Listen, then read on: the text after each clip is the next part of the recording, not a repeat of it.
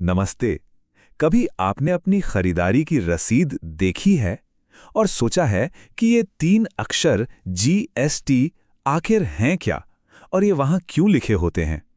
चलिए, आज इसी को आसान भाषा में समझते हैं। हम में से ज्यादातर लोगों ने ये देखा तो है, पर शायद ये नहीं जानते कि ये हमारी जेब पर कैसे असर डालता है।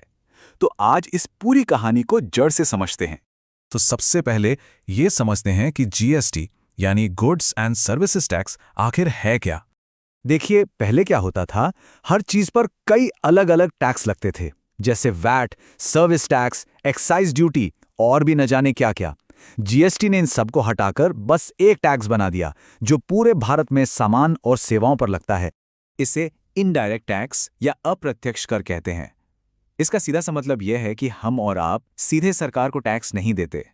जैसे जब हम कोई टी शर्ट खरीदते हैं तो उसकी कीमत में टैक्स पहले से ही जुड़ा होता है। हम दुकानदार को पैसे देते हैं और फिर दुकानदार उस टैक्स को सरकार तक पहुंचाता है। अब सवाल ये उठता है कि भाई, जीएसटी की जरूरत ही क्यों पड़ी? इसे समझने के लिए हमें उस पुराने टैक्स के जाल को देखना होगा जो जीएसटी के आने से पहले था। जरा सोचिए, हर राज्य के अपने अलग अलग टैक्स नियम थे। किसी चीज पर दिल्ली में अलग टैक्स लगता था तो मुंबई में कुछ और। मतलब कितना कंफ्यूजिंग और मुश्किल रहा होगा, है ना? और जानते हैं सबसे बड़ी समस्या क्या थी? वो थी कैस्केडिंग इफेक्ट की, यानी टैक्स पर टैक्स लगना। मान लीजिए एक कार बन रही है, पहले उसके पुर्जों पर टैक्स लगा, फिर जब कार तैयार हुई तो उस पूरी कीमत पर फिर से टैक्स लग गया, जिसमें पिछला टैक्स भी शामिल था। इससे चीजें महंगी होती चली जाती थीं। तो इसी टैक्स के जाल और टैक्स पर टैक्स की समस्या को खत्म करने के लिए एक नया और एकदम सरल सिस्टम लाया गया, जिसका लक्ष्य था जीएसटी। इसका मूल मंत्र था एक राष्ट्र एक कर। ये सिर्फ एक नारा नहीं था, बल्कि भारत की अर्थव्यवस्था को आसान और एक बनाने की दिशा में एक बहुत बड़ा कदम था। यहां देखिए, पहले की व्यवस्था कितनी उलझी हुई थी और अब कितनी सीधी और साफ हो गई है। कई सारे टैक्स की जगह अब सिर्फ एक टैक्स, टैक्स पर टैक्स का असर खत्म हो गया, जिससे कीमतें ज्यादा पारदर्शी हो गईं।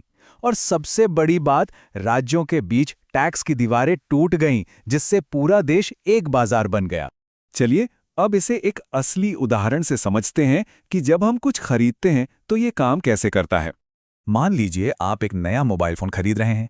उसकी बेस प्राइस है 10,000 रुपये। अब सोचिए, अगर जीएसटी की दर 18% है तो इसकी आखिरी कीमत क्या होगी? इसका हिसाब बहुत आसान है। 10,000 रुपये पे 18% जीएसटी मतलब 1,800 रुपये। तो 10,000 में 1,800 रुपये जोड़ दीजिए और फोन की आखिरी कीमत हो गई 11,800 रुपये। तो ये है वो कुल रकम जो एक ग्राहक देता है, जिसमें वो 1,800 रुपये का टैक्स भी शामिल है। ये टैक्स दुकानदार आपसे लेकर सरकार तक पहुंचाता है। तो अब जब हमने ये समझ लिया है कि जीएसटी कैसे काम करता है, तो आइए एक नज़र इसके बड़े फायदों पर भी डाल लेते हैं। सबसे बड़ा फायदा तो यही है कि टैक्स सिस्टम बहुत आसान हो गया है। इससे छोटे व्यापारियों के लिए भी नियमों को मानना आसान हो गया है।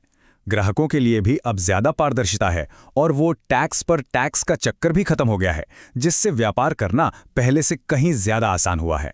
तो अगली बार जब आप कुछ खरीदें और उस पर जीएसटी चुकाएं, तो याद रखें कि ये टैक्स सिर्फ एक लागत नहीं है, बल्कि ये देश की अर्थव्यवस्था का एक जरूरी हिस्सा है। जीएसटी ने यकीनन भारत में व्यापार करने का तरीका बदल दिया है, पर सवाल ये है कि इस इतने बड़े आर्थिक सुधार के बाद अगला कदम क्या हो सकता है। ये सोचना वाकई दिलचस्प है कि भविष्य में हमारी अर्थव्यवस्था को और बेहतर बनाने के लिए कैसे सुधार लाए जा सकते हैं।